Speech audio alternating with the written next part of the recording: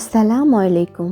Mimi's কিচেনে আপনাদেরকে আর একবার স্বাগত জানাই। আশা করছি সবাই ভালো আছেন।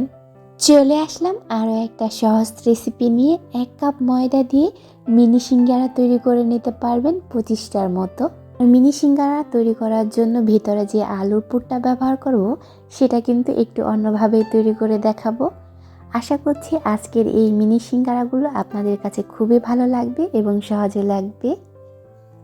রেসিপিটির কোনো অংশ ভালো লেগে থাকলে প্লিজ একটা লাইক দিয়ে চ্যানেলের সাথেই থাকবেন। তাহলে চলুন কথা না বাড়িয়ে রেসিপিতে চলে যাই। মিনি সিঙ্গারা তৈরি করার জন্য এখানে আমি 2টা বড় সাইজের আলুকে সিদ্ধ করে নিয়েছি। এখন একটা কাঁটা চামচ দিয়ে এই আলুগুলোকে আমি ম্যাশ করে নিচ্ছি। আপনারা চাইলে হাত দিয়েও এটাকে ম্যাশ করে নিতে পারেন।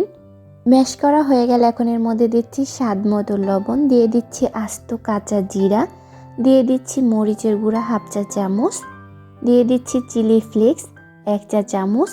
একটা পেঁয়াজকে মিহি করে কুচি করে কেটে নিয়েছি, সেটা এর মধ্যে দিয়ে দিচ্ছি আমি ধনিয়া পাতা কুচি। এখন সব কিছুকে আমি ভালো করে মাখিয়ে নিচ্ছি। মাখানো হয়ে গেলে একটা সাইডে রেখে দিয়েছি। এখন একটা বাটিতে নিয়ে নিয়েছি 1/2 কাপ পরিমাণ ময়দা, দিয়ে দিচ্ছি স্বাদ মতো লবণ, ভালো করে শুকনো উপকরণগুলোকে মিশিয়ে নিচ্ছি। সাথে দিয়ে দিচ্ছি 3 টেবিল চামচ সয়াবিন তেল। এখন আমি এই তেলটাকে ময়দার সাথে মাখিয়ে নিচ্ছি খুব ভালো করে। মাখানো হয়ে গেলে এখন এর মধ্যে দিয়ে দিচ্ছি নর্মাল রুম টেম্পারেচারে থাকা নর্মাল পানি, সেটা দিয়ে আমি একটা ডো করে নিচ্ছি।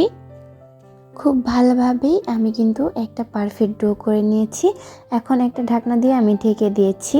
1/2 চা চামচ সাথে কালো জিরা দিয়েছিলাম, সেটা কিন্তু স্কিপ হয়ে গেছে। যাই হোক, আমি ডোটাকে নিয়ে এখন ছোট ছোট করে পিস করে কেটে নিচ্ছি। একটা বাটিতে আমি নিয়ে নিচ্ছি 2 চা চামচ ময়দা, আর সাথে নিয়ে নেব 2 চা চামচ পানি। এখন সুন্দর করে আমি একটা পাতলা ব্যাটার করে নিচ্ছি। এটাকে ভালো করে মিশিয়ে একটা সাইডে রেখে দিচ্ছি।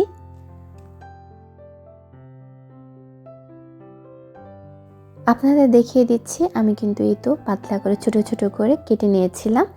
এখন একটা বোর্ডের উপরে কিছু ময়দা দিয়ে একটা গোল রুটির মতো বানিয়ে নিয়েছি। এখন মাছ বরাবর কেটে নিচ্ছি। কেটে নিয়ে আমি একটা সাইডে সেই ময়দা আর পানি মেশানো সেই মিশ্রণটা নিয়ে এর মধ্যে দিয়ে একটা কোণের মতো তৈরি করে নিচ্ছি। এটা আপনারা একটু দেখে তারপর এই কোণটা তৈরি করে নেবেন। এখন এর মধ্যে দিয়ে দিচ্ছি সেই আলুর পুরটা দিয়ে আমি ভালো করে হাত দিয়ে একটু চেপে চেপে একটা কোণের মতো তৈরি করে নিয়েছি। এখন মুখটাকে একটু সিল করে দিচ্ছি। আপনারা দেখেই সেটা বুঝে নিচ্ছেন। আর 2 কোণাটা আমি একটু একসাথে লাগিয়ে দিচ্ছি। এই তো আমার মিনি সিঙ্গারা কিন্তু তৈরি হয়ে গেছে। আপনাদের দেখিয়ে দিচ্ছি আরও একটা বানিয়ে।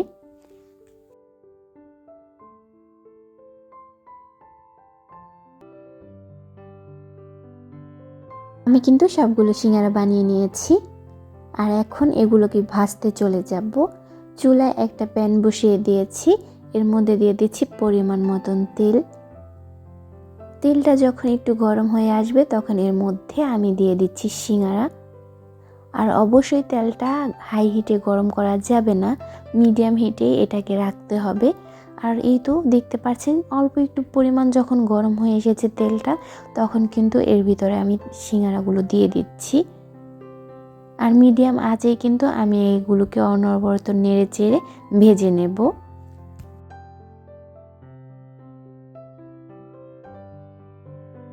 আমার এই সিঙ্গারাগুলো ভাজতে 10 থেকে 12 মিনিটের মতো সময় লেগেছে। একটু সময় নিয়ে কিন্তু সিঙ্গারাগুলোকে ভেজে নেবেন। দেখতেই পাচ্ছেন খুবই মচমচা আর ভেতরে কিন্তু খুবই মজার একটা পুর। বাইরের কিনে খাওয়ার চাইতে কিন্তু ঘরে তৈরি করা খাবারই খুব বেশি মজার হয়ে থাকে।